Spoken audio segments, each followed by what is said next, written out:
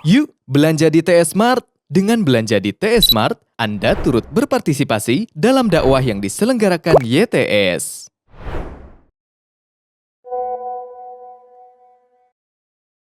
Bismillahirrahmanirrahim. Assalamualaikum warahmatullahi wabarakatuh. Alhamdulillah wassalatu wassalamu ala Rasulillah Muhammad ibn Abdullah wa ala alihi wa ashabihi wa mawala wa man tabi'ahum bi ihsanin ila yaumil qiyamah wa ba'da. Alhamdulillah, kembali kita berjumpa dengan mengangkat tema adab-adab membaca Al-Quran. Mungkin timbul pertanyaan, kenapa membaca Al-Quran itu harus ada adab tersendiri? Gak bisa sembarang cara. Berbeda dengan membaca koran, membaca majalah, membaca buku biasa. Nah, ini yang harus kita ketahui sehingga menerapkan adabnya itu sepenuh hati dengan kesungguh-sungguhan. Kenapa demikian? Karena Al-Quran yang dibaca ini adalah kalamullah, firman Allah, ucapan zat penguasa alam jagat raya ini, ilah sesembahan bagi seluruh makhluk yang sebenar-benarnya. Dia ini tali Allah Azza wa Jalla yang maha kuat, peringatan Allah yang maha bijaksana, siratal mustaqim atau jalan Allah yang lurus, yang diberkahi. Itu juga cahaya yang terang benderang.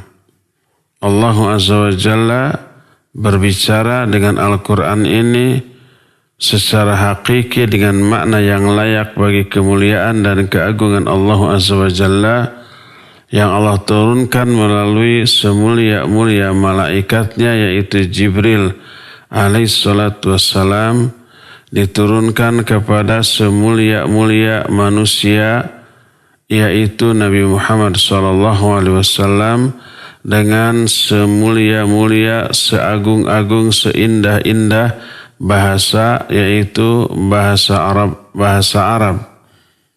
Oleh karena itulah maka keagungan Al-Quran tidak perlu diragukan lagi, mengingat seluruh sanad yang tadi diterangkan dari Allah kepada semulia-mulia malaikat disampaikan kepada semulia-mulia manusia dengan sebagus-bagus bahasa.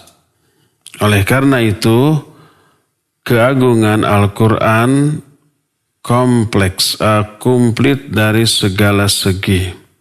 Makanya Allah menerangkan atau menyebut Al-Quran dengan seabrek sebutan-sebutan yang agung dan mulia.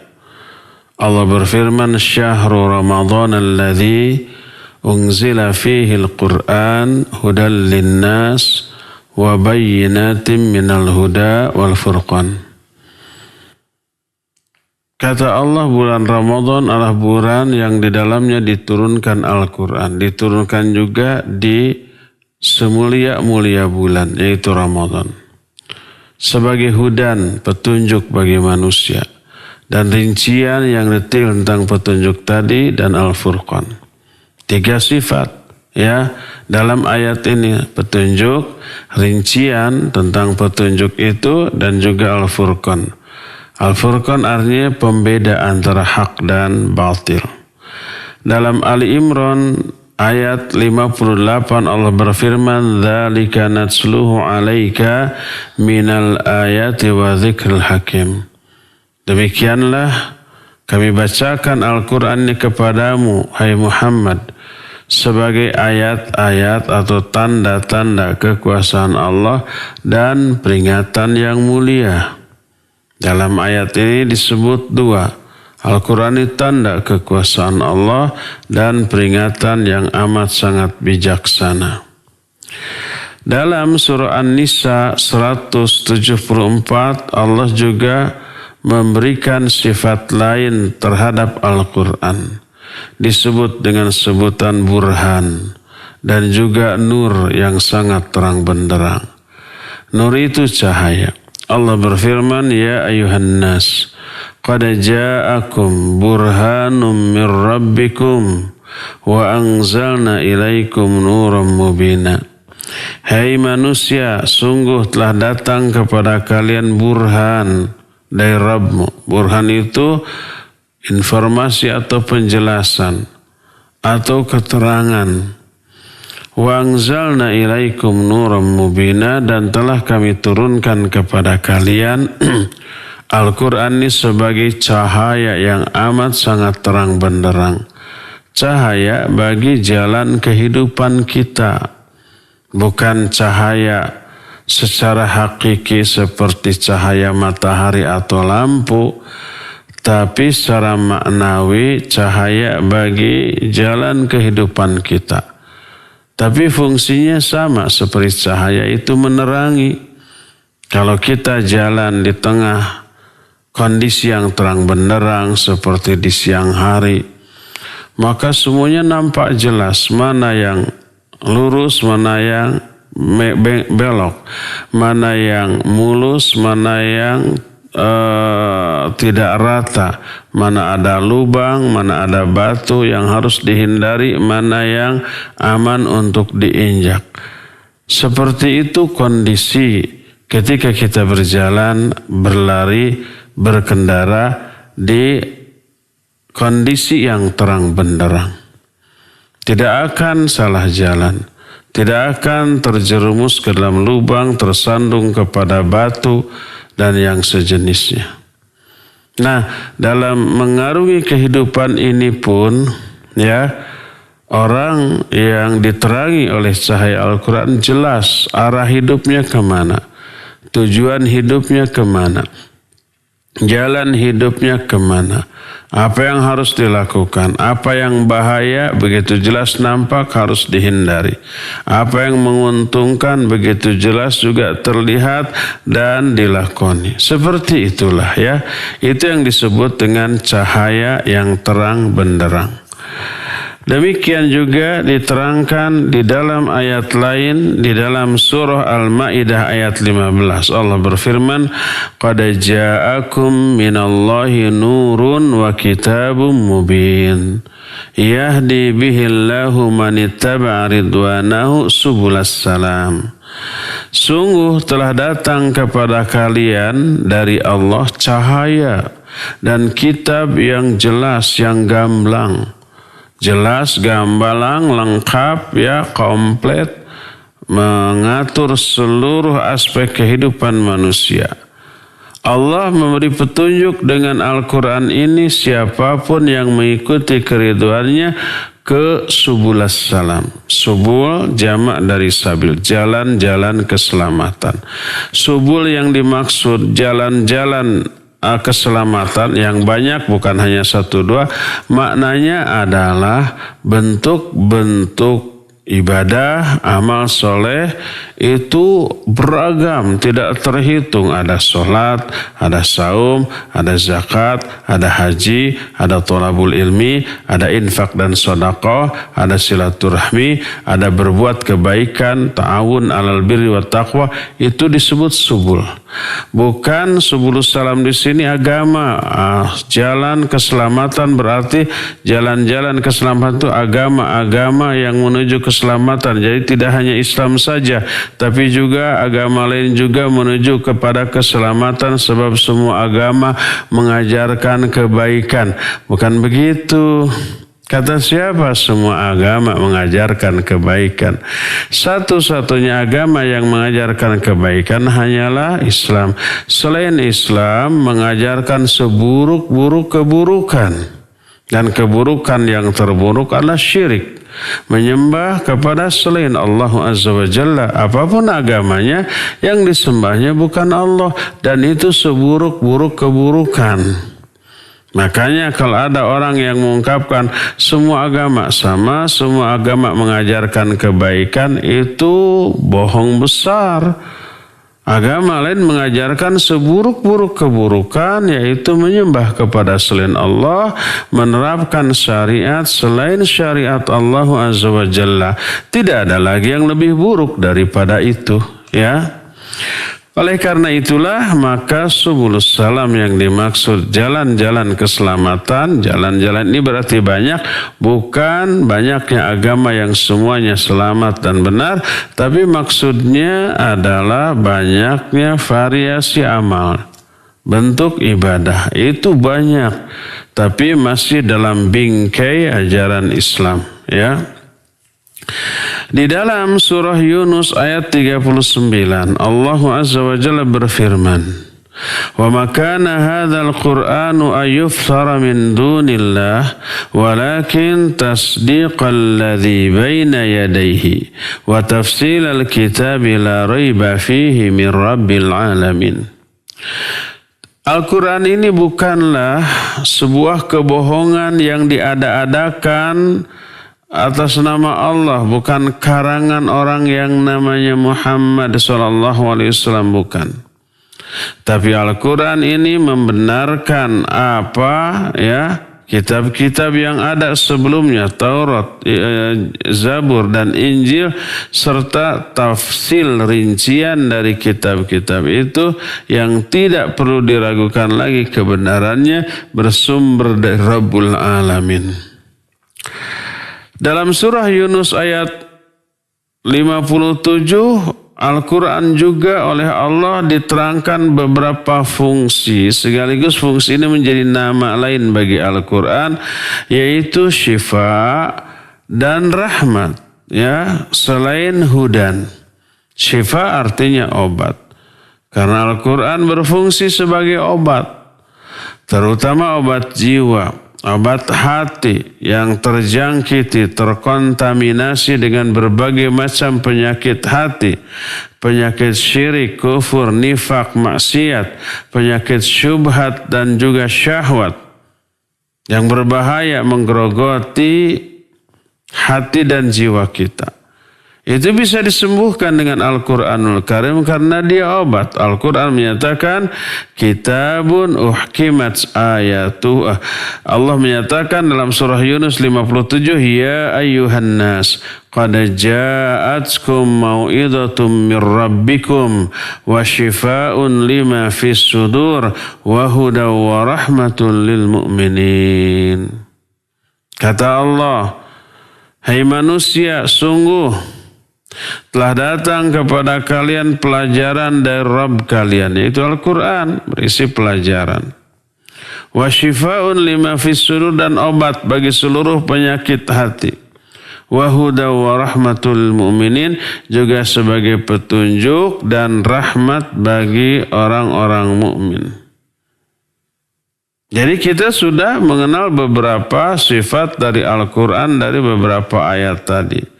Disebut Al-Furqan, disebut Hudan, ya, disebut juga dengan sebutan cahaya yang terang benderang, disebut juga dengan sebutan mau'idhah atau pelajaran, disebut dengan sebutan syifa yaitu obat, disebut juga dengan sebutan rahmat bagi semua orang-orang mukmin, ya.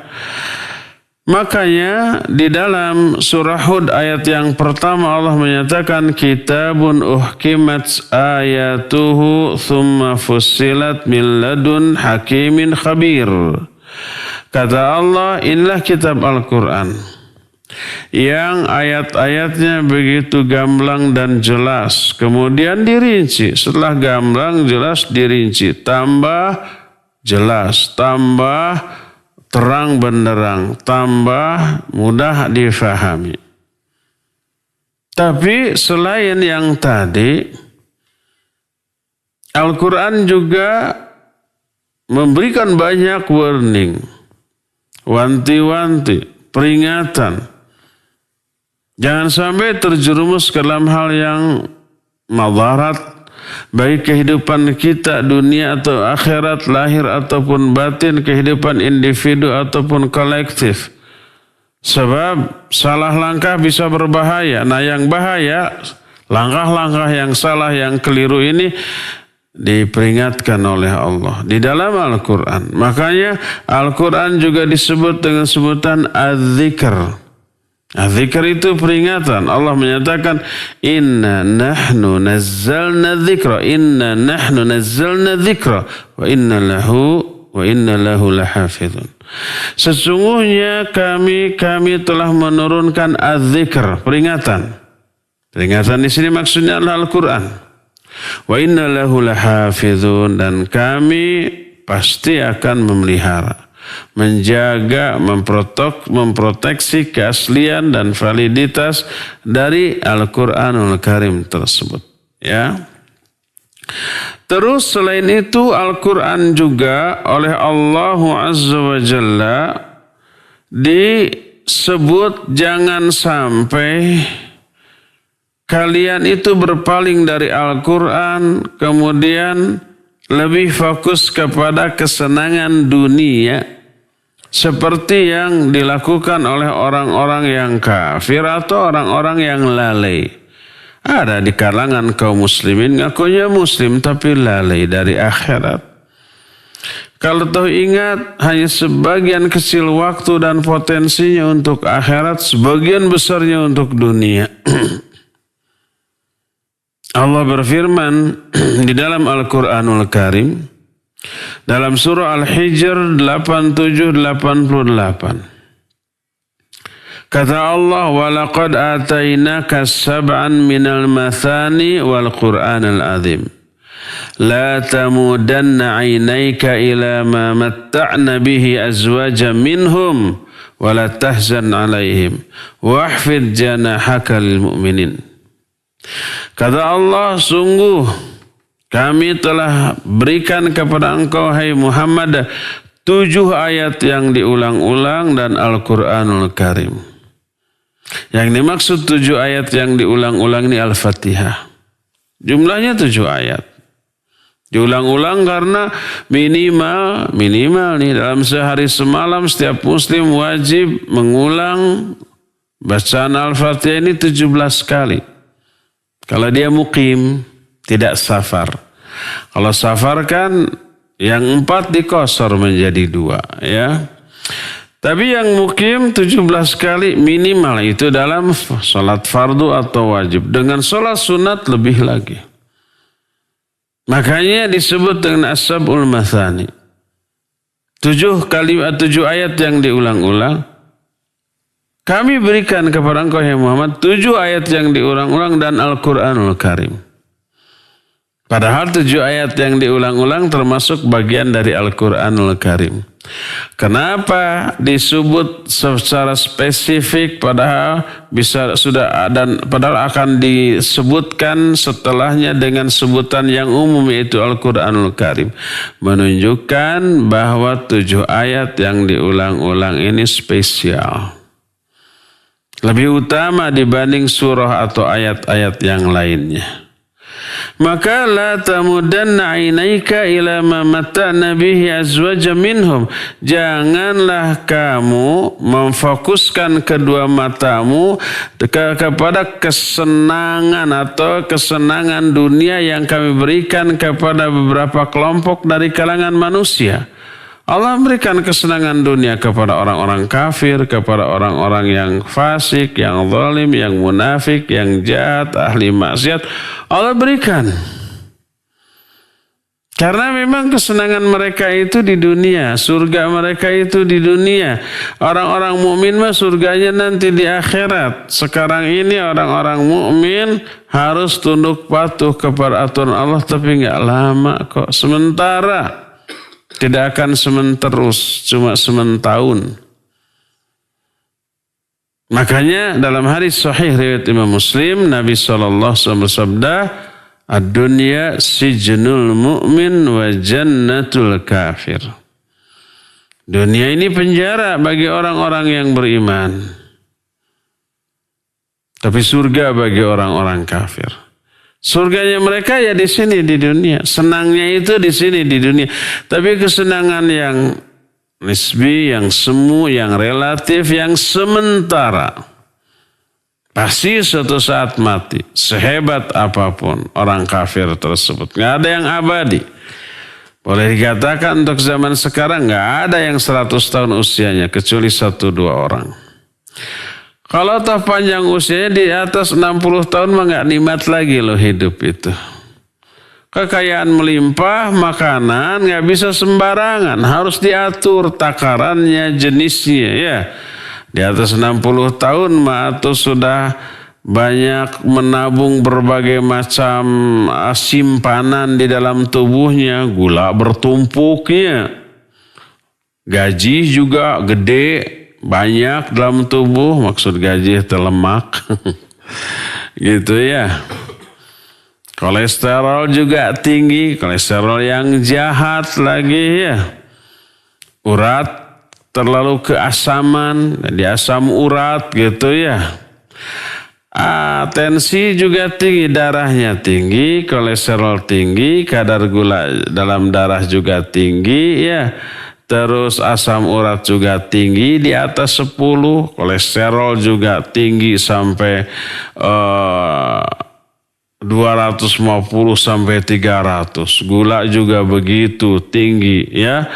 Nah coba kalau sudah begitu bisa makan apa coba? Yang enak-enak nggak bisa ya. Harus diukur, ditakar gitu ya. Untuk minimal bukan menyembuhkan tapi menjaga agar seluruhnya tidak tambah naik, tidak kambuh. Begitu semuanya kamu banyak keluhan. Kalau asam urat meningkat tinggi, nggak bisa jalan itu ya. Kaki linu-linu sakit-sakit ya. Kalau kolesterol tinggi juga pusing ke kepala. Ditambah tensi tinggi di atas 200 umpamanya, puyeng kepala ya.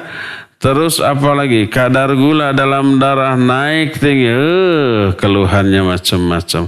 Uang banyak coba, jabatan tinggi, pangkat juga tinggi, anak buah banyak, semuanya nggak bisa menolong, nggak bisa membantu, ya.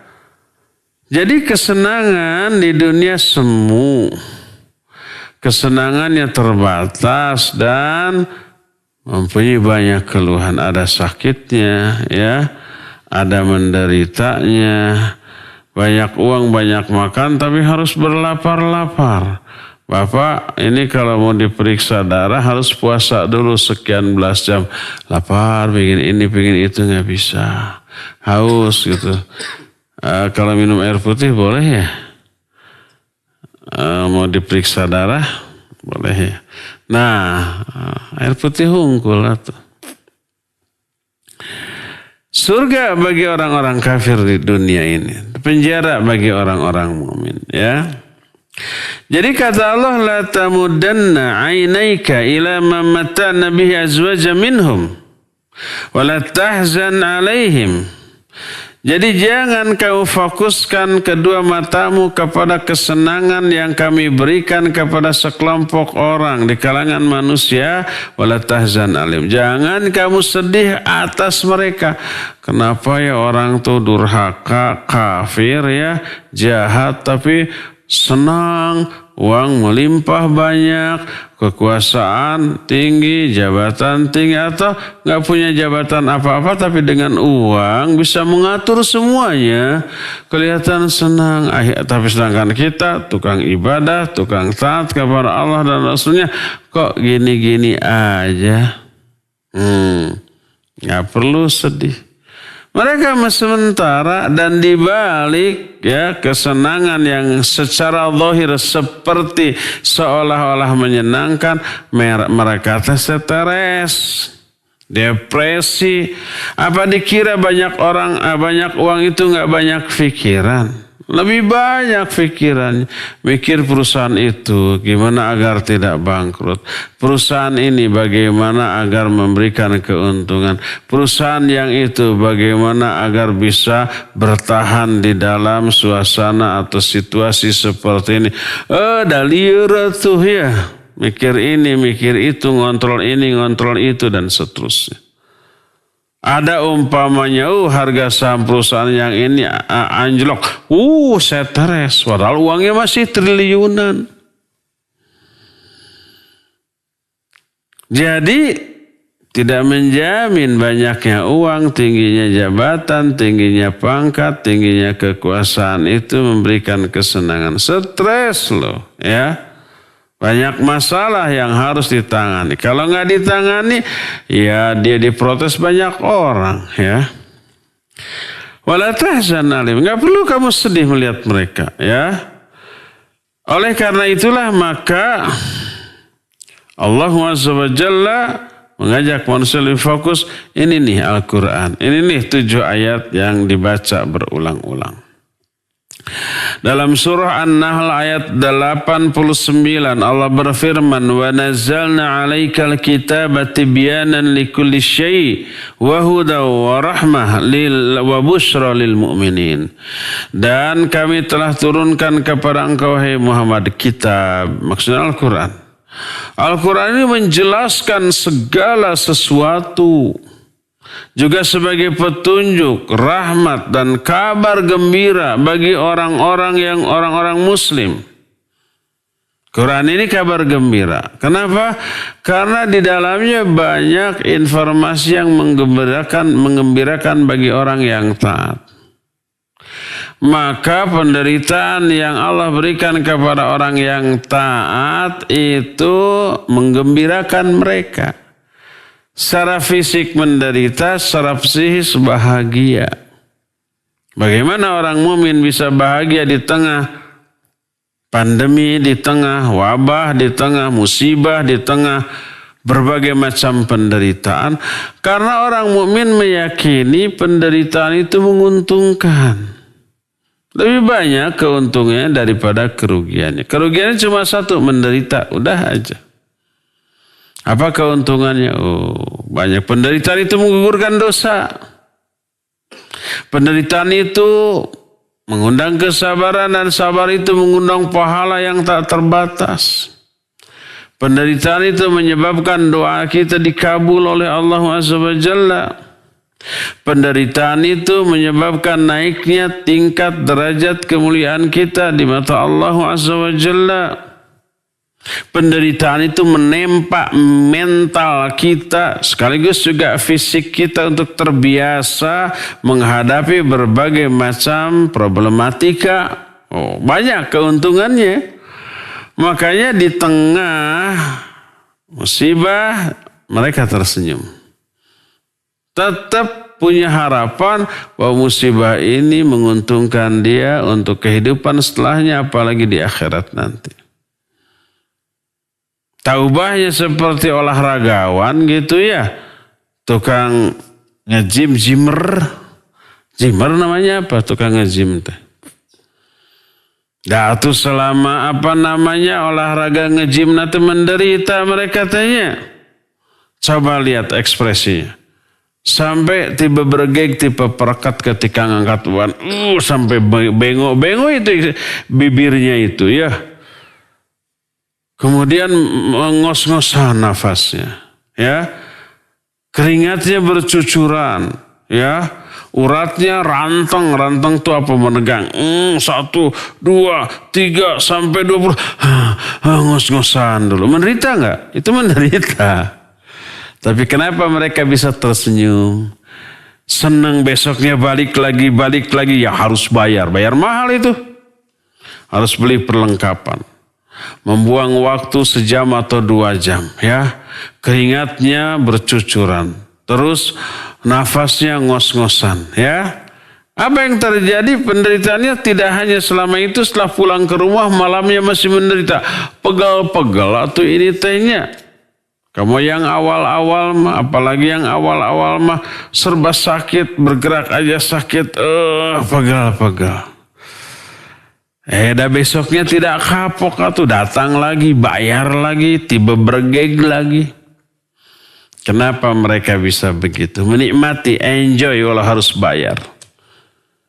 Karena mereka yakin penderitaan berupa lelah, capek, keringatan, tiba bergeg dan pegel itu menguntungkan. Otot-ototnya jadi tambah kuat. badannya menjadi tambah sehat, bentuk bodinya menjadi tambah maco, tambah seksi, perutnya tidak akan seperti balon gas, tapi six packs. Ada 6 pack di sini, ada 6 bantalan gitu, kayak kasur, ya. Terus tenaganya kuat, ya. Ngangkat galon itu cuma dengan 2 jari jempol sama tekces. Ya, itu saya bisa lakukan itu asal kosong. Ada isi atau sama 2 tangan juga tiba bergeg gitu ya. Jadi kenapa mereka siap menderita? Karena tahu itu menguntungkan. Harus bayar oke. Membuang waktu oke. Harus beli perlengkapan khusus nggak masalah. Harus pegel nggak apa-apa. Itu yang dicari. Harus keringatnya bercucuran nggak apa-apa. Harus ngos-ngosan nggak apa-apa. Demi satu keuntungan, sehat dan kuat. 2 berarti sehat dan kuat. Kalau orang biasa terhadap olahraga yang membuat menderita tapi baik efeknya begitu, apalagi orang mukmin, penderitaannya yang sedang dialaminya itu melahirkan banyak keuntungan. Dosa gugur, pahala melimpah, doa dikabul, jarak dia dengan Allah lebih dekat lagi, mentalnya lebih kuat lagi. Terus kemuliaannya lebih tinggi, lebih mulia daripada biasanya. Itu semua diterangkan oleh Al-Quran, dirinci dengan hadis. Makanya Al-Quran dan hadis menjadi busyra. Busyra itu kabar gembira, ya. Ada di akhirat kebahagiaan yang tak terhingga, di surga kebahagiaan yang tidak terbayangkan. Fala ta'lamu nafsun ma ukhfiya lahum min qurrati ayun jazaa'an bima kanu ya'malun. Jiwa manapun tidak akan mengetahui apa yang Allah sembunyikan bagi mereka berupa kebahagiaan. A'dadtu li ibadiyas sholihin ma la ainun ra'at wa la udhunun sami'at wa la khatar ala qalbil bashar. Kami siapkan bagi hamba-hamba kami yang soleh kebahagiaan yang tidak pernah terlihat oleh mata, tidak pernah terdengar oleh telinga, dan tidak pernah terhayalkan, terbersitkan dalam pikiran manusia. Maka Al-Quran busyra, selain rahmat, selain hudan, juga tibyanan likulli syai', penjelaskan segala sesuatu. Ada tuh orang kafir nanya ke ulama, ini Al-Quran itu kan menjelaskan segala hal ya, segala sesuatu. Iya. Coba saya minta keterangan dalam Al-Quran, bagaimana cara membuat kue yang enak? Ada nggak suratnya dan ada nggak ayatnya? Bagaimana aplikasinya? Kata ulama ini ada. Mana tunjukkan? Dipanggil orang yang ahli membuat kue. Coba kamu tunjukkan bagaimana caranya bikin kue yang enak dan praktekkan. Dipraktekkan enak. Loh, ini mah tuh kata si pendeta itu, kata si orang kafir. Bukan penjelasan Al-Quran, ini penjelasan tukang kue. Inilah Al-Quran, tuntunan Al-Quran. Al-Quran menyatakan, fasalu ahla dzikri in kuntum la ta'lamun. Tanya kamu ke ahlinya kalau kalian tidak tahu. Ini tuntunan Al-Quran, cara membuat kue, tanya ke ahli kue. Cara membuat sayur yang enak, tanya ke ahli sayur. Tanya cara untuk memasak kolak yang enak, tanya ke tukang kolak. Tapi tidak semua kolak enak ya. Ada juga yang nggak enak. Berarti bukan ahli itu mah ya. Tibyanan likulli syai'. Ada nggak bagaimana cara memperbaiki mobil yang rusak dalam Al-Quran? Ada. Gimana? Panggil montir. Ini tuntunan Al-Quran. Hai montir, ini perbaiki. Kenapa dia rusak? Bagaimana cara memperbaikinya? Bagaimana caranya agar lebih bagus daripada biasa? Kata montir, oke, saya sudah belajar ini. Bukan hanya belajar teori, praktek tiap hari waktu saya kuliah di jurusan mesin gitu kan. Tak. Udah yang tadinya mogok bisa bagus lagi. Ini penjelasan Al-Quran. Fas'alu ahla dzikri in kuntum la ta'lamun. Ya. Jadi Al-Quran itu sebagai busyra. Dalam surah Al-Isra 9-10 Allah menyatakan, Inna hadzal Qur'ana yahdi lillati hiya aqwam wa yubashshirul mu'minina alladhina ya'maluna as-solihat anna lahum ajran kabira. Wa anna alladhina la yu'minuna bil akhirah a'tadna lahum adzaban alima. Sesungguhnya Quran ini memberi petunjuk ke jalan yang sangat lurus dan memberi kabar gembira kepada orang-orang mukmin yang mengamalkan amal soleh bahwa bagi mereka ada pahala yang sangat besar. Karena itulah maka karena Quran begitu agung dari segala segi, apalagi segi susunan bahasanya, keindahannya itu tak ada yang menandingi. Maka tak ada orang yang mampu membuat yang semisal Al-Quran. Walaupun seluruh jin dan manusia berkumpul, bekerja sama, para ahli sastra Arab semuanya berkumpul, merumuskan, membuat satu ayat yang sebanding dengan ayat Al-Quran gak akan bisa. Allah berfirman dalam Al-Isra ayat 88, Qul la in ijtama'atil insu wal jinnu ala ayyatu bimithli hadzal Qur'an la ya'tuna bimithli walau kana ba'duhum li ba'din dhahira. Katakan oleh Muhammad, seandainya seluruh manusia dan jin berkumpul, tapi bukan seluruhnya termasuk orang bodohnya, ada orang bodoh mah percuma dilibatkan juga ya. Lauk buruk milu mijah. Ini gak ada terjemahannya. Orang yang bukan ahlinya ikut campur itu memperkeruh suasana. Menghambat dalam segala hal. Coba kita lagi masak. Datang anak kita 3-4 tahun. Mah Pak, ada ikut masak ya, ngebantu. Ngebantu enggak? Bukan, ngarewong gitu ya. Ngarewong, ngerebut mutu dari tangan kita. Terus dia ulek-ulek, diulek-ulek, nanti dipukul-pukul. Aduh, racet, muncrat kemana-mana ya. Ibunya lagi nyuci, datang anaknya 3-4 tahun. Ada ikut ya mencuci. Gak bisa dilarang. Akhirnya ikut mencuci, sabunnya blok 1 bungkus untuk kaos kaki aja. Atau tambah repot si ibu ya. Jadi orang yang bukan ahli ikut campur bukannya membantu, malah bikin masalah ya dalam segala hal. Tukang montir ya datang kita yang nggak tahu, saya ikut bantu ya dibongkar, semua mur dibuka itu. Itu tambah rusak. Dakwah nih dakwah. Biarkan ahlinya, para asatid. Ada orang awam hanya karena punya uang ikut biar saya bantu begini, mengkoordinir begini, mengatur begini. Riuh. Oleh karena itulah maka ketika orang yang bukan ahli ikut campur, bukannya membantu malah apa? Menghambat. Kalau mau ya membantu, apa yang harus saya lakukan? Itu pasti dikasih tugas-tugas yang ringan sesuai dengan kemampuan dia. Iya, ini aja nih sudah diperes gitu nih. Kamu dijemur di sana. Paling begitu.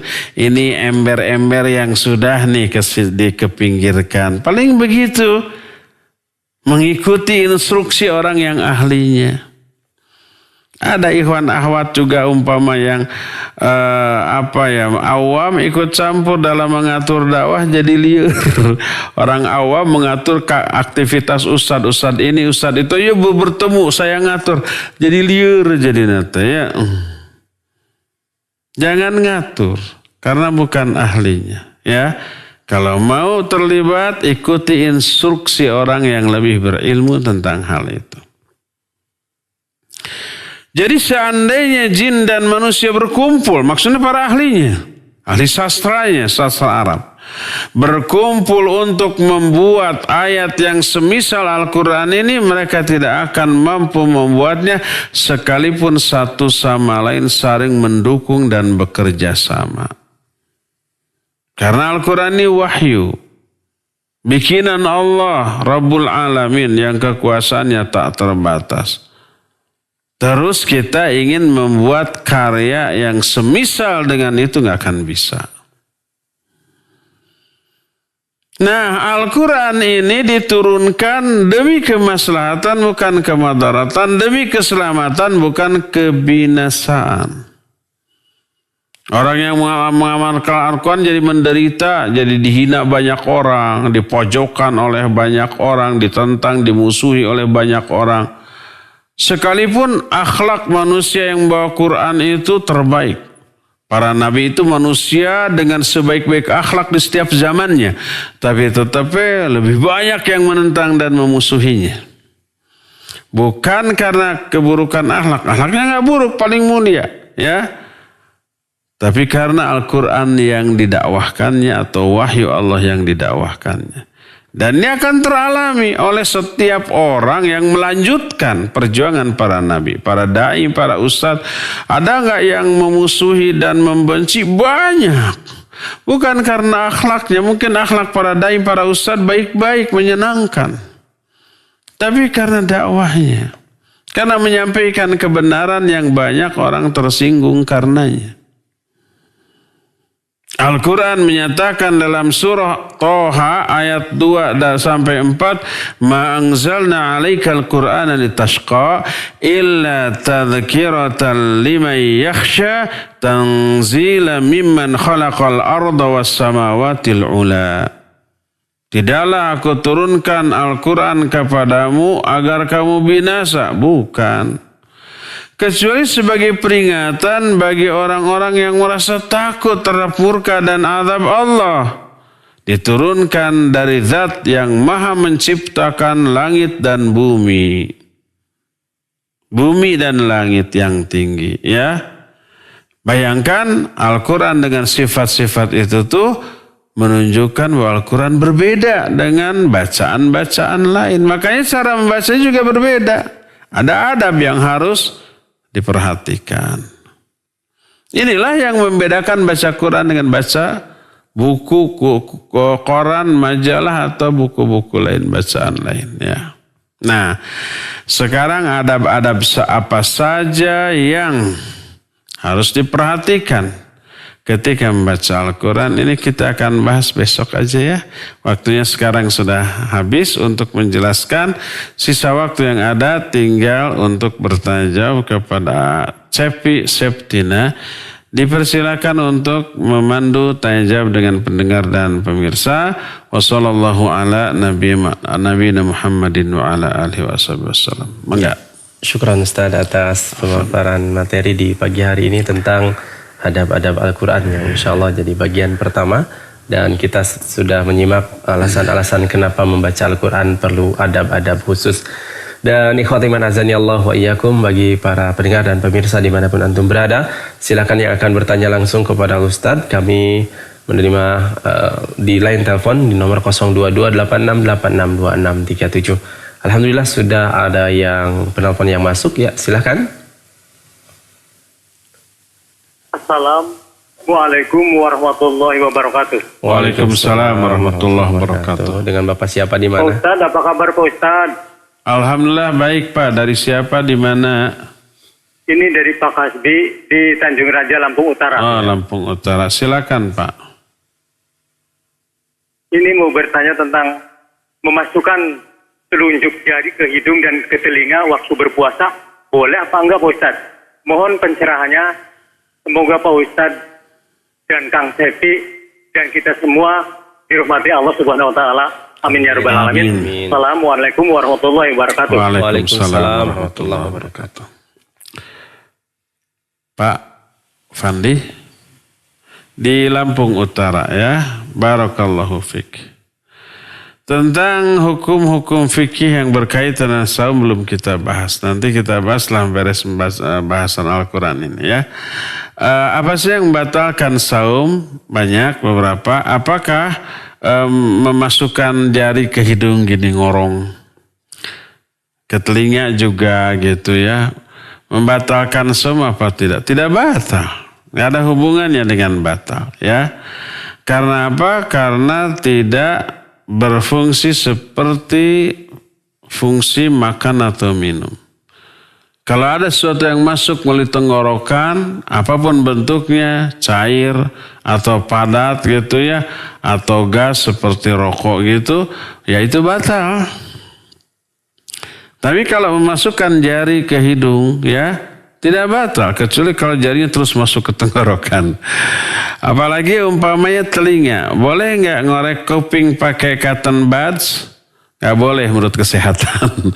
Menurut kesehatan, karena bisa membuat kotorannya masuk ke dalam.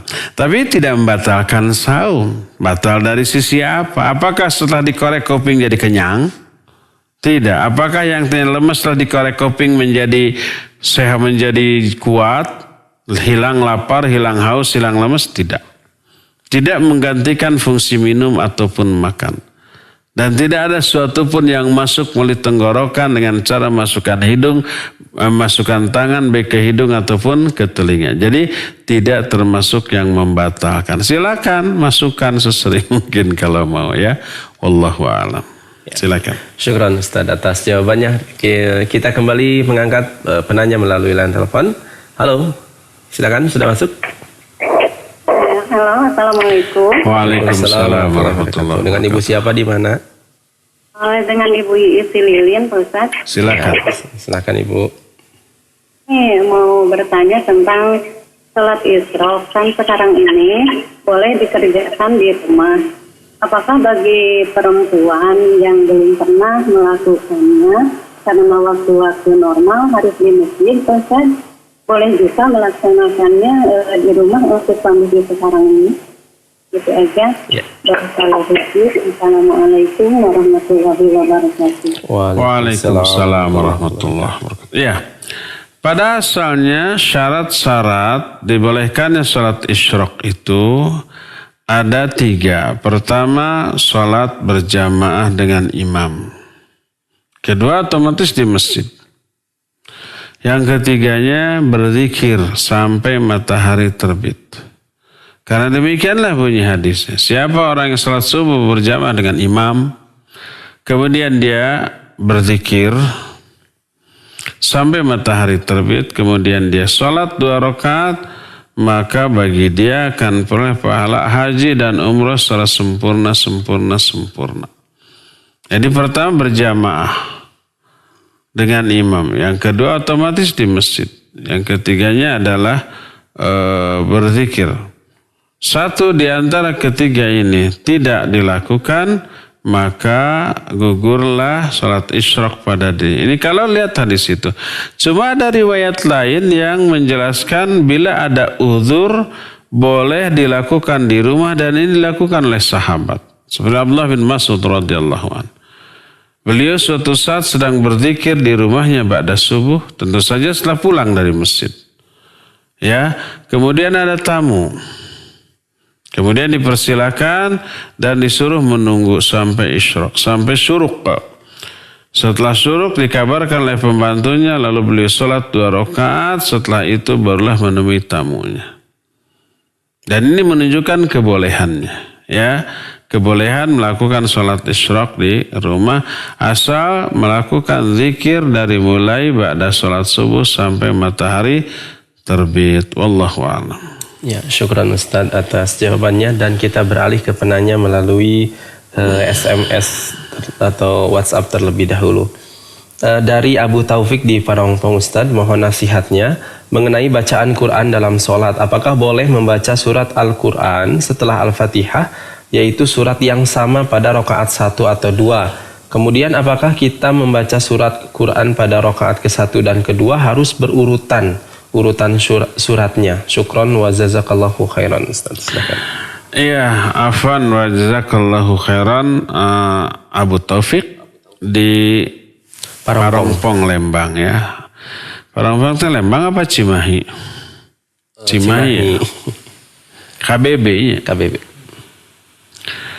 Ya, barakallahu fiik. Bolehkah membaca surah yang sama di rakaat pertama dan rakaat kedua? Tidak ada larangan. Boleh kita umpamanya mengulang surah yang sama, ya, tidak ada larangan. Yang jelas membaca salah satu surah atau ayat di dalam Al-Quran ba'da Fatihah, ya, dengan alasan apapun, baik karena yang dihafal cuma itu-itunya kulhu lagi. Kenapa itu? Sebab hanya itu yang saya hafal. Atau umpamanya kita sedang menghafal satu surat, agar umpamanya lebih mutqin hafalannya, dia baca itu di rakaat pertama, dia baca lagi itu di rakaat kedua, ya. Atau karena ayat yang dibaca dalam surah itu begitu klop dengan kondisi kehidupan dia sekarang, sehingga lebih terhayati.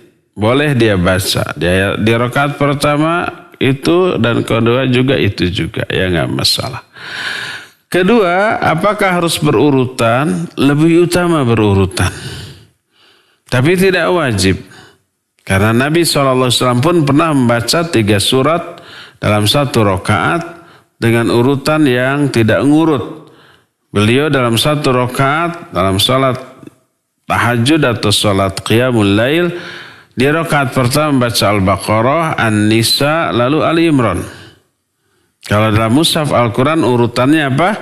Al-Baqarah dulu, Ali Imran, terus An-Nisa. Tapi beliau membacanya Al-Baqarah, An-Nisa, dan Ali Imran. Dan ini menunjukkan dibolehkannya tidak ngurut, ya. Wallahu a'lam bishawab. Ya. Syukran Ustaz atas jawabannya. Kita kembali ke penanya melalui line telepon di nomor 02286862637. Ya, silakan. Waalaikumsalam. Dengan Ibu siapa di mana? Ibu Elis Batu Jajar. Ya, Ibu Elis Silakan, Batu Jajar. Silakan Ibu. Assalamualaikum Pak Ustaz. Waalaikumsalam. Saya bertanya ini yang materi di awal-awal puasa ya. Apa yang saum itu menghapus dosa yang telah lalu. Itu gimana dengan dosa-dosa besar Pak Ustaz? Terus yang kedua, kalau sholat sunat ya,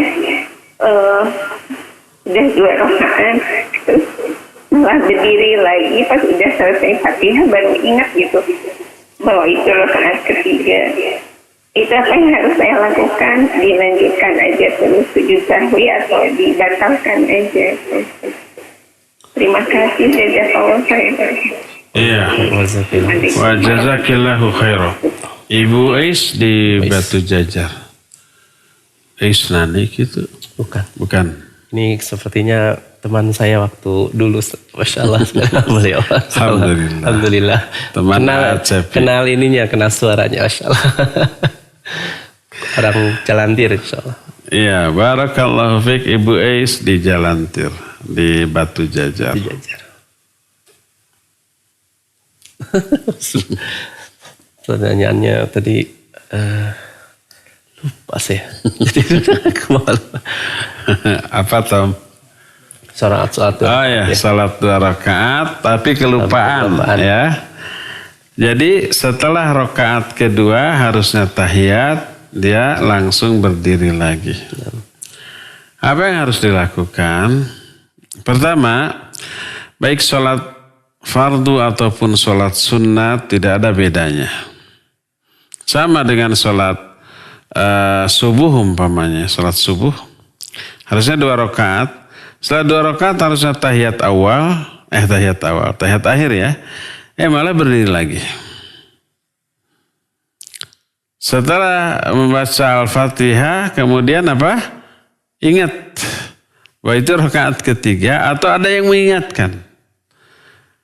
Umpama anaknya ya, si mama itu sholat 3 rakaat umpamanya ya. Kita baru ingat, baru tahu bahwa itu adalah rakaat ketiga. Apa yang harus dilakukan? Kalau ya dia sudah sudah berdiri lagi, kemudian ingat langsung duduk lagi, langsung tahiyat akhir. Kemudian salam. Selesai salam, hendaklah dia sujud sahwi sebanyak 2 kali. Takbir lagi, sujud, baca subhana rabbiyal a'la, lalu duduk di antara 2 sujud, biasa baca rabbighfirli warhamni dan seterusnya, sujud lagi subhana rabbiyal a'la lagi, lalu duduk lagi dan langsung salam lagi. Sujud sahwinya dilakukan ba'da salam, tidak sebelum salam. Kenapa? Karena kesalahannya berupa apa? Penambahan gerakan. Jadi kalau kesalahannya berupa penambahan gerakan, lakukan sujud sahwinya seusai salam. Tapi kalau berupa kekurangan seperti terlewat tahiyat awal, maka dilakukan sebelum salam. Ya, jadi kalau umpamanya kita harusnya 2 rakaat kemudian berdiri lagi, baru ingat bahwa itu rakaat ketiga harusnya 2 rakaat, langsung saja duduk tahiyat akhir, kemudian salam, lalu sujud sahwi 2 kali, lalu salam lagi. Ya, wallahu a'lam. Pertanyaan pertama dari Ibu Is tadi, puasa apakah menghapus dosa besar? Ustaz? Oh iya, apakah puasa menghapus dosa besar? Jawabannya iya, menghapus dosa besar. Dari mana taunya? Sebab ya Nabi SAW menyatakan bahwa dia bersih kembali kayaumin waladathu ummuh. Seperti bayi yang baru dilahirkan oleh ibunya. Kayaumin, seperti pada hari waladathu ummuhu, ketika ibunya melahirkannya. Itu punya dosa apa tidak anak yang baru lahir? Tidak, jangankan yang besar, yang kecil juga tidak, ya, bersih dari dosa-dosanya. Oleh karena itulah maka yang dimaksud saum ini akan menghapus dosa-dosa. Maka man shoma ramadhana imanan wa ihtisaban ghufira lahu ma taqaddama min dhanbihi. Siapa orang yang saum Ramadan dengan iman dan ihtisab, syaratnya 2, iman dan ihtisab, maka pasti saumnya berkualitas, ya. Pasti saumnya sebaik-baik saum. Karena berdasarkan iman dan berdasarkan ihtisab, ghufira lahu ma taqaddama min dhanbi. Lafadz ghufira lahu ma taqaddama, akan diampuni apa? Ma. Apa-apa. Apa-apa di sini disebutnya nakirah, umum. Semua ma taqaddama min dhanbi, dan apa-apa yang sudah berlalu dari dosa-dosa, semua dosa-dosanya, ya, termasuk yang besar, ya. Dan ini diperkuat dengan kayaumin waladathu ummuh. Siapa orang yang saum Ramadan dengan iman dan ihtisab, nanti dia akan keluar di bulan Ramadan kayaumin waladathu ummuh, seperti pada hari ketika dia dilahirkan oleh ibunya, menunjukkan dosa besar pun tidak ada. Dosa kecil aja tidak ada, apalagi dosa besar. Wallahu a'lam. Baik, syukran Ustaz atas jawabannya, dan kembali kami mengangkat dari penelpon yang masuk. Silahkan, halo. Ya, silahkan, sudah masuk. Halo, assalamualaikum. Waalaikumsalam warahmatullahi wabarakatuh. Dengan Bapak siapa di mana? Dengan Bapak Iwan di Batu Nunggal. Ya, Bapak Silakan, Iwan di Batu Pak Iwan. Nunggal. Silakan Pak Iwan, pertanyaannya. Ya, mau tanya Pak Ustadz. Iya. Taraweh sendiri boleh di bacaannya dijahar atau di kaset atau dipelankan Ustaz? Dijahar, Pak. Dijahar. Lebih utama dijahar. Oh gitu. Ya. Sudah? Ada lagi pertanyaan yang lain Bapak silakan. Udah gitu aja Ustaz. Sudah, alhamdulillah. Iya, mangga. Ya, syukur Ustaz. Jazakallahu khairan. Iya, Jazakallahu khairan. khairan. Ya, alhamdulillah dengan Bapak di Batu Nunggal, Pak Iwan, ya. Dan kita kembali lagi mengundang pada penanya yang melalui line telepon di nomor 02286862637. Ya, sudah masuk. Halo. Ya, assalamualaikum. Waalaikumsalam warahmatullahi wabarakatuh. Ya, ini dengan saya Saiful dari Ciamplas. Pak Saiful di Ciamplas, silahkan. Ya, ya Ustadz mau nanya ini bahasan kemarin ada air wudhu itu menggugurkan dosa-dosa dari mata, dari mulut. Bagaimana kalau air wudhunya itu dilap gitu, pakai handuk? Apakah itu pun sama? Itu aja pertanyaannya. Terima kasih. Wassalamualaikum warahmatullahi wabarakatuh. Waalaikumsalam warahmatullahi wabarakatuh. Iya, tidak masalah dilap. Kalau umpamanya tidak dilap kan nanti basah ke bajunya juga ya. Jadi, sebentar.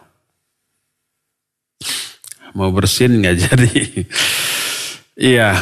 Karena apa? Karena yang dimaksud berguguran dosa bersamaan dengan berjatuhannya air ketika wudhu. Ketika wudhu pasti sebelum itu sebelum dilap ya, berguguran itu jatuh ya, bersamaan dengan bergugurannya dosa ya. Setelah berguguran dosa bersama jatuhnya air, ada masih air-air yang menempel di wajah, di tangan. Boleh nggak dilap? Nggak masalah dilap. Tidak berpengaruh, tidak madarat ya. Dibolehkan mengelap dengan handuk anggota tubuh yang masih basah karena wudhu atau karena mandi ya. Wallahu a'lam. Silakan lagi. Syukran Ustaz atas jawabannya. Dan kita kembali mengangkat pertanyaan melalui pesan singkat ini. Pertanyaannya cukup panjang, tapi saya singkat saja. Dari dari hamba Allah di Bandung sepertinya. Beliau, bagaimana ciri imam yang baik untuk keluarga? Kami ada 2 keluarga, dengan satu orang imam atau laki-laki, yaitu suami saya. Kalau sedang sholat, pas selesai suami saya sholat qobla subuh atau sholat sunnah, itu langsung qomat Ustadz. Jadi meninggalkan, jadi tidak memberikan kesempatan untuk anggota keluarga yang lain, yang 5 perempuan ini, untuk sholat sunnah terlebih dahulu. Jadi mohon nasihatnya dan bagaimana imam yang baik untuk keluarga, katanya seperti itu. Karena mungkin sedang pandemi sholatnya di rumah gitu Ustaz. Ini mah berbau curhat. Satu imam 2 keluarga, punya 2 istri gitu disatukan. Sepertinya gitu. Tidak.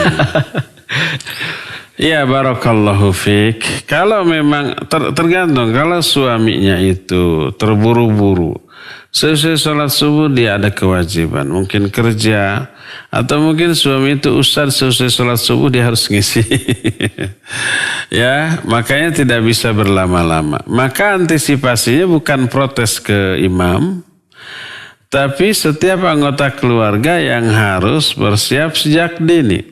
Tahu kebiasaannya begitu, ya dia si anggota keluarganya harus siap sebelum azan. Sejak sebelum masuk waktu sholat, mereka semua harus berwudu, terus anak putri-putrinya, istri-istrinya harus siap dimukena. Jadi seusai azan silakan sholat sunat qobla dulu bareng sama suaminya. Maksud bareng tadi waktu yang bersamaan, bukan berjamaah ya.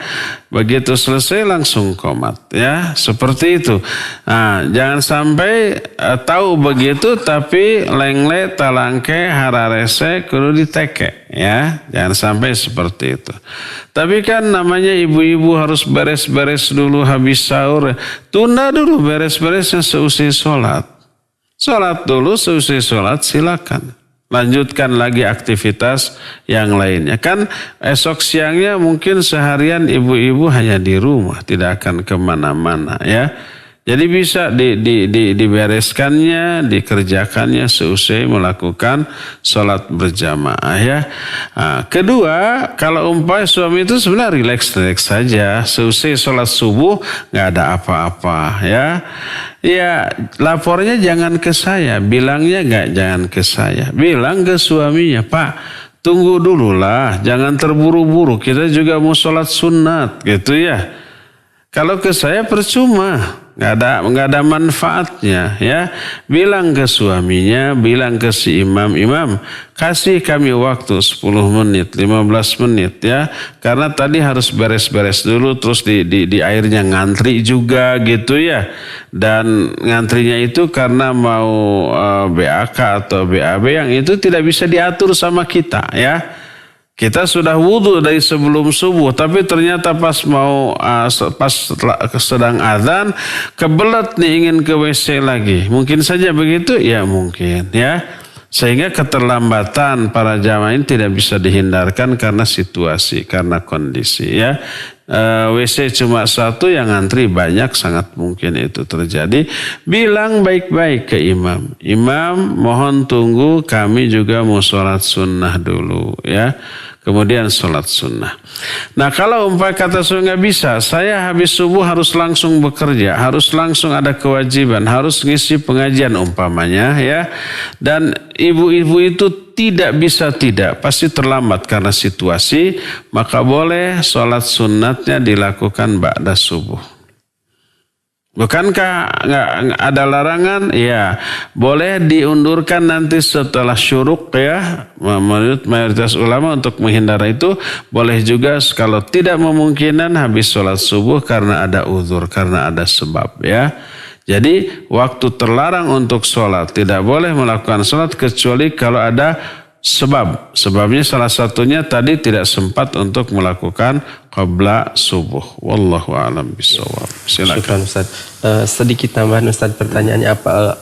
Ada batas maksimal untuk pelaksanaan sholat subuh berapa menit? Karena kan terbatas ya waktunya untuk berjamaah gitu Ustaz.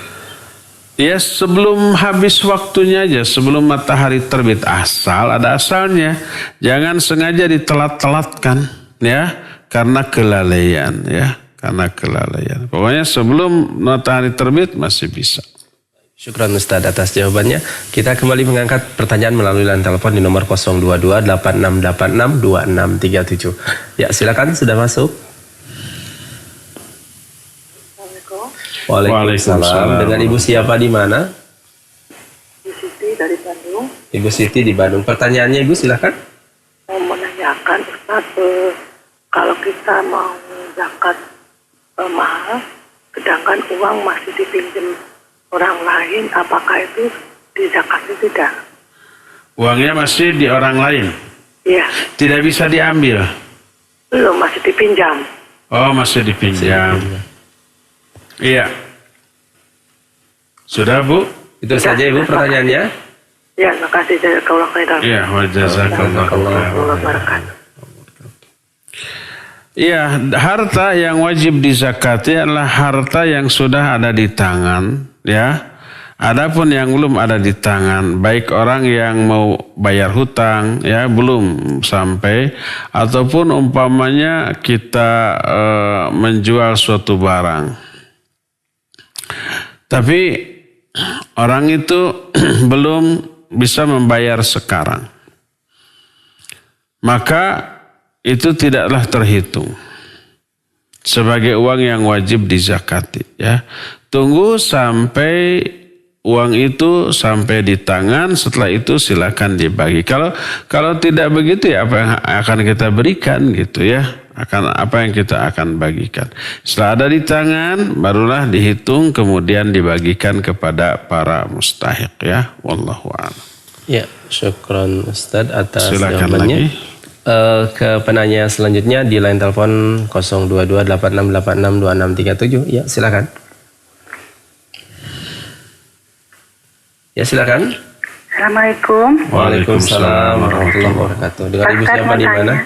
Ya. Umu Desi di Cimahi. Silakan. Silakan. Pak Ustadz, kan kalau kita di rumah pakai bajunya yang mini ya Ustadz ya, terus kita kadang-kadang sambil masak, terus sambil jualan online, tapi di sela-sela kita lagi masak, lagi nunggu apa mendidih gitu Ustadz, kita baca Al-Quran. Terus kalau misalkan udah mendidih, kita taruh lagi Al-Qurannya. Tapi kita bajunya baju biasa Ustadz, baju mini. Terus kadang-kadang kita lagi diem, ada panggilan dari online. Kita lagi baca Al-Quran, kita simpen dulu. Nanti kita baca lagi. Apakah boleh seperti itu Ustadz? Jazakallahu khairan Ustaz. Assalamualaikum warahmatullahi wabarakatuh. Waalaikumsalam warahmatullahi wabarakatuh. Ya, Ummu Desi di Bandung. Barakallahu fiik. Bolehkah sambil bekerja sambil membaca Al-Quran? Oh, bukan murajaah ya, bukan murajaah hafalan, pegang mushaf ya. Iya. Iya, Ibu kalau memang sambil masak, sambil nyapu gitu ya, membaca Al-Quran, jadi sambil pegang sapu, sambil ini begini ya. Atau nyapunya malah bersih. Kelewat-lewat. Mungkin lagi masak ya. Masak itu tidak harus ditunggui terus ya. Tergantung apa yang dimasak dan alat masaknya. Kalau memang mau masak, mau selama bekerja itu mau sambil membaca mushaf Al-Quranul Karim, maka lebih utama dengan memakai pakaian yang tidak terlalu membuka aurat, seperti pakaian mini tadi ya. Agak panjang, seperti tertutupnya leher sampai betis ya, maka boleh seperti itu ya. Dan kalau sedang membaca Al-Quran, kemudian ada orang yang salam dulu, jawab salamnya. Bersin dulu, hamdalah dulu. Ada orang yang bersin dan hamdalah, doakan dulu dengan doa tasmid, yarhamukallah. Kalau ada telepon yang penting buka, silakan dijawab dulu. Ada WA, silakan dibalas dulu. Ada tamu, silakan ditemui terlebih dahulu ya. Ada yang ngajak salaman, silakan ini dulu. Ada yang nanya, ada yang menanyakan suatu, jawab dulu. Kemarin sudah diterangkan adab-adab selama zikir, selama berdoa ataupun selama baca Al-Quran ya. Nah, boleh diseling dengan hal-hal yang tadi. Berdasarkan hal itu maka dibolehkan. Wallahu a'lam. Terakhir ya. Kita mengangkat pertanyaan dari pesan singkat Ustaz. Silakan. Ini dari seorang muslimah. Beliau bertanya bahwa beliau seorang akhwat yang bekerja sebagai seorang TNI Ustaz. Di luar dari dinas, saya keluar rumah atau ke kajian atau kemanapun saya memakai niqab. Itu bagaimana hukumnya Ustaz? Apa saya termasuk mempermainkan niqab atau tidak? Dan apa harus saya teruskan pakai niqab atau tidak? Syukran Ustaz. Jazakallahu khairan. Ya, jazakallahu, Masya Allah. Ada polwan. TNI Ustaz. Kawad. Kawad pakai niqab. Masya Allah. Barakallahu fiik ya. Ma la yudraku kulluh la yutraku kulluh. Apa yang tidak bisa dilakukan semuanya, jangan ditinggalkan semuanya. Apa yang tidak bisa diamalkan semuanya, jangan ditinggalkan semua ya. Kalau Ibu Qawad tadi sebenarnya inginnya sih memakai niqab terus. Apa boleh buat? Kantor tidak membolehkan memakai niqab terus ya. Jangankan memakai niqab, mungkin memakai jilbab lebar juga. Iya, yang gede nggak akan boleh. Tapi kalau pakai kerudung begitu, yang itu mungkin boleh ya. Inginnya sempurna semuanya, tapi apa boleh buat ketika dinas tidak boleh, maka jangan ditinggalkan semua. Kalau ketika dinas tidak boleh, di luar dinas boleh, maka pakai di luar dinas. Dan itu tidak termasuk mempermainkan jilbab, tidak termasuk mempermainkan niqab atau syariat Allah, tidak. Jadi inginnya melaksanakan semuanya, tapi kalau tidak bisa dilaksanakan semuanya, jangan ditinggalkan semua. Inginnya pakai niqab terus, tapi kalau tidak bisa jangan sampai terus tidak berniqab, gitu ya. Jadi silakan, nggak apa-apa ketika dinas ya melepas niqabnya, setelah beres dinas kemudian memakai lagi niqabnya, apalagi ke kajian. Masya Allah, kalau saya melihat di kajian ada yang pakai seragam TNI gitu, tapi pakai niqab, Masya Allah, bisa-bisa takjub ya dengan hal tersebut ya, karena ketika kajian pasti sedang tidak berdinas ya. Tapi pulang dari dinas pakai pakaian dinas lagi tapi berniqab, bisa? Nggak bisa, nggak kelihatan. Tapi di dalamnya ketika jilbab luarnya dibuka, oh pakaian dinas ternyata ya. Jadi demikian Bu. Walaupun tidak bisa melakukan selamanya, maka jangan ditinggalkan semua. Silakan ibu memakai pakaian dinas ketika dinas, dan di luar dinas memakai nikab, insya Allah bagus ya Bu ya. Demikian. Nah, ini telepon terakhir ya, silakan. Ya, silakan ke penanya melalui line telepon di nomor 02286862637. Ya, silakan. Waalaikumsalam. Dengan Bapak siapa di mana? Dan Pak Mahfud Permata Cimahi. Pak Mahfud Permata Cimahi, silakan. Ustadz mau tanya, ini saya mau pijah buat orang tua. Pas ditanya ke orang tua, katanya udah pijah ke 5 orang, udah misalnya bayar sekian-sekian. Nah, terus saya itu mau membayarkan, itu gimana Ustadz? Boleh atau tidak? Tadi yang pijah tadi dibadalkan atau diganti yang saya bayarkan yang baru? Mau tanya itu aja Ustadz. Terima kasih. Jazakallah khair. Wassalamualaikum warahmatullahi wabarakatuh. Waalaikumsalam warahmatullahi wabarakatuh. Jadi fidyah ibunya sudah dibayarkan oleh ibunya, tapi kita bayarkan lagi oleh anaknya gitu? Iya. Yang sah fidyahnya apa yang dibayarkan oleh ibunya. Dan memang lebih utama, lebih baik fidyah itu dari uang si pelaku fidyah. Karena itu kewajiban pribadi dia ya. Walaupun dibayarkan nggak masalah, boleh saja dan tetap sah, tapi lebih utama dari harta orang yang fidyah itu sendiri. Itu lebih utama ya. Jadi membelanjakan atau menyalurkan hartanya di dalam melaksanakan syariat Allah. Kalau oleh yang bersangkutan sudah dibayar, lalu oleh anaknya dibayarkan lagi karena ketidaktahuan, maka apa yang dibayarkan oleh anaknya itu menjadi sedekah bagi dia. Ada pahala sedekah ya. Dan fidyahnya sudah ditunaikan oleh ibunya. Nggak apa-apa, nggak masalah, nggak ada ruginya, tetap nilai pahalanya ada. Jadi si anak ini ada double pahala birrul walidainnya, berbuat baik ke orang tua ya. Yang kedua pahala dari sedekahnya ya. Saya mohon maaf, telepon ataupun pertanyaan lain tidak bisa dijawab karena terbatasnya waktu. Insya Allah bisa kita akan lanjutkan tanya jawab ini esok hari di jam dan gelombang yang sama ya. Subhanakallahumma bihamdik asyhadu an la ilaha illa anta astaghfiruka wa atubu ilaik. Walhamdulillahirabbil alamin. Wassalamualaikum warahmatullahi wabarakatuh.